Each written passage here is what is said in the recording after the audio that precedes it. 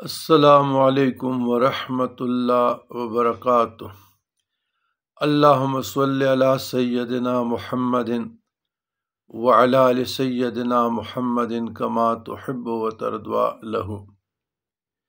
برادران اسلام، سوال ہے کہ سیدہ فاطمہ رضی اللہ عنہا،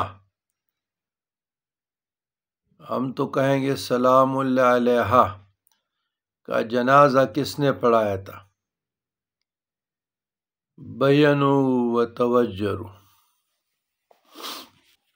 عزیزان گرامی، آج 3 رمضان المبارک 4/3/2025 پونے 3 بجے منگل کا دن، وقت سحری آپ لوگوں سے ہم کلام ہوں۔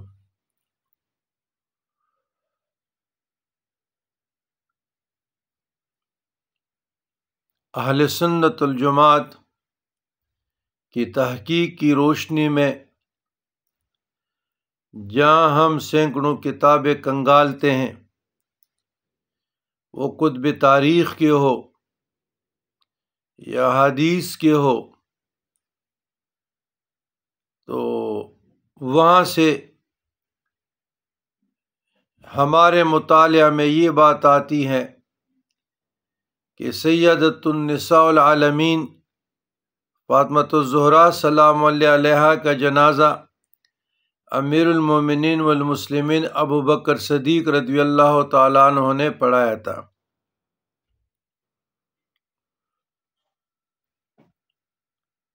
یہ جو بات میں بتا رہا ہوں تو یہ اہل سنت الجماعت کا موقف، سینکڑوں کتابوں کو کنگال کرنے کے بعد، جہاں تک میرا مطالعہ ہے، جہاں تک میرا اپروچ ہے، میری نظر ہے، تو میں وہ بات بتا رہا ہوں۔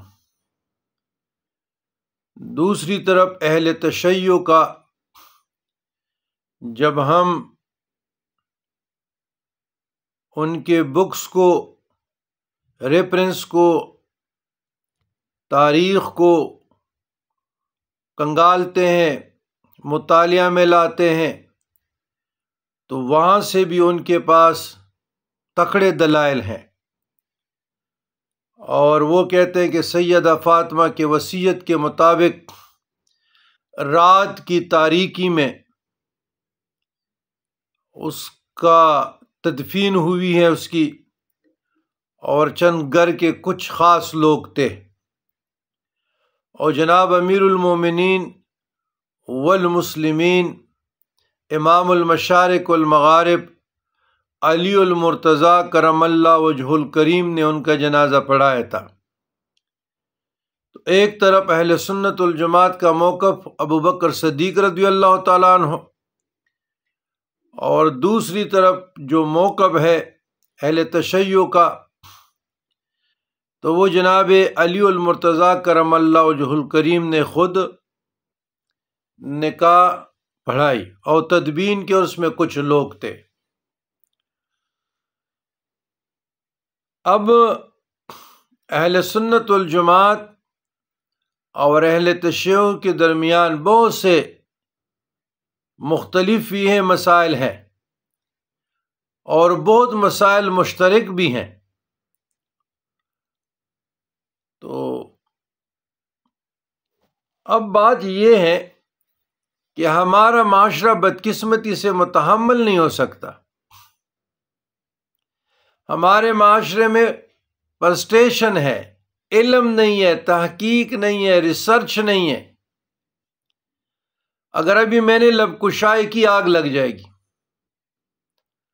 اور پھر ہم پر بھی لعن طعن شروع ہو جائے گا، کیونکہ ان لوگوں کی ایمان کی ضیاع کا خطرہ ہے۔ تو تمام معاملات کو بنظر بصیرت اور تحقیق کے مراحل سے گزار دیں،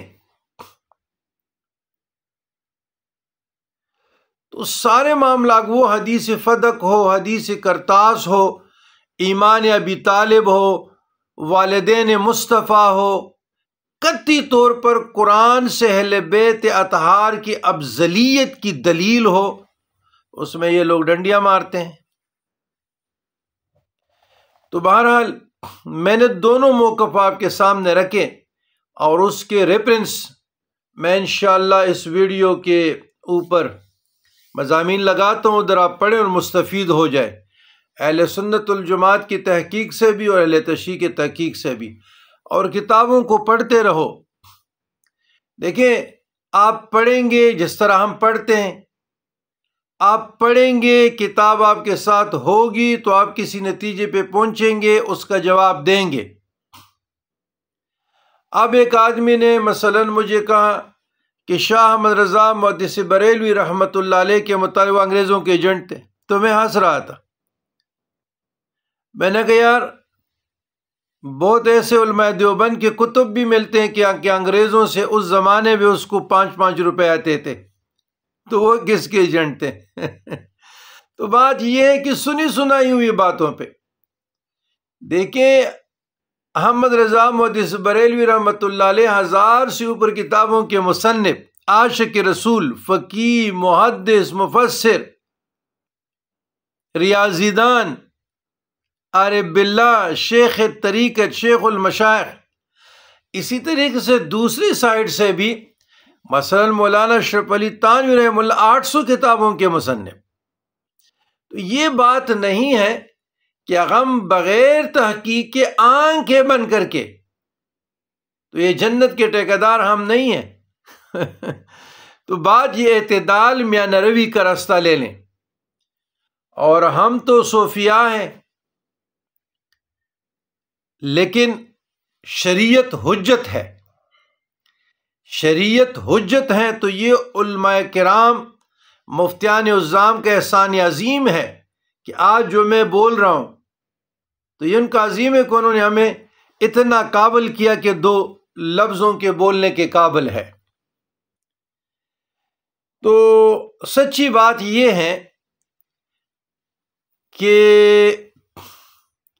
کتنے بھی روایتیں کیوں نہ ہیں، مثلا بنو امیہ کے دور میں امیر معاویہ بن سفیان رضی اللہ عنہ کے متعلق کتنی فضیلت کی حدیثیں آئی ہیں، سینکڑوں، اور اس پر کتنی کتابیں لکھی گئی ہیں، لیکن بعض محققین کی نظر میں جو انہوں نے کنگالا لٹریچر کو، اور ہمارے ہاتھوں میں ان کے کتب آئے، ان کے لٹریچر آئے، تو ایک حدیث بھی امیر شام کے فضیلت میں نہیں ہے۔ بہت لوگوں نے لکھے۔ تو اسی طریقے سے صحابہ کرام رضی اللہ تعالی عنہم اجمعین کل عدول تھے، رسول اللہ صلی اللہ علیہ وسلم کے گلستان رسالت کے ساتھی ہیں، اور ان کا احترام، ان کا ادب فرض عین ہے۔ لیکن اللہ مجھے معاف فرما دے، میری بات اگر کسی کو بری لگے یا میری بات کے ساتھ کوئی اختلاف کرے، بالکل کر سکتے ہیں، لیکن جناب سیدہ فاطمۃ النساء رضی اللہ عنہا سلام اللہ علیہا کا جنازہ امام المشارق والمغارب علی المرتضیٰ کرم اللہ وجہہ نے ہی پڑھایا تھا۔ یہ میری رائے ہے، جہاں تک جن کتابوں سے، مطالعہ سے ہم مستفید ہو چکے ہیں، حالانکہ میں سنی حنفی ماتریدی ہوں، لیکن جو بکس میں نے پڑھے ہیں اور جہاں تے ہم نے اخذ کیا، تو میں اس نتیجے پہ پہنچا ہوں کہ جناب سید پاک کا جنازہ علی المرتضیٰ نے خود پڑھایا، خود تنفید کی، اور گھر کے چند لوگ تھے۔ یہ حقیقت ہے، اس سے کوئی بھی منہ نہیں موڑ سکتا۔ اگر کوئی کرتا ہے، کسی کے ساتھ دلیل ہے، اگر کسی کے پاس ریفرنسز ہیں، دلیل ہے، تو وہ ہمیں مطمئن کریں، ہمیں بھیج دیں، تو پھر انشاءاللہ تعالی بعض آدمی نے کتاب المغازی صحیح البخاری کی بات کی، تو بھائی ہمارے ساتھ بھی تو سینکڑوں حدیثیں ہیں، اس کے ساتھ ہم کیا کریں؟ تو ضد میں نہیں آنا چاہیے، انا میں نہیں آنا چاہیے۔ خلفائے راشدین میں میرے حضور کے پروانے تھے، اہل بیت اطہار بھی میرے حضور کا آل ہے، تو ہمیں آل اور نال کوئی کمپٹیشن نہیں ہے، ہم دونوں کے غلام ہیں، ہمارا سر تسلیم خم است۔ لیکن پھر سیدۃ النساء کے عظیم بارگاہ میں، جو بدعت منی رسول اللہ کی جگر کی ٹکڑا ہے، اس کے عظیم بارگاہ میں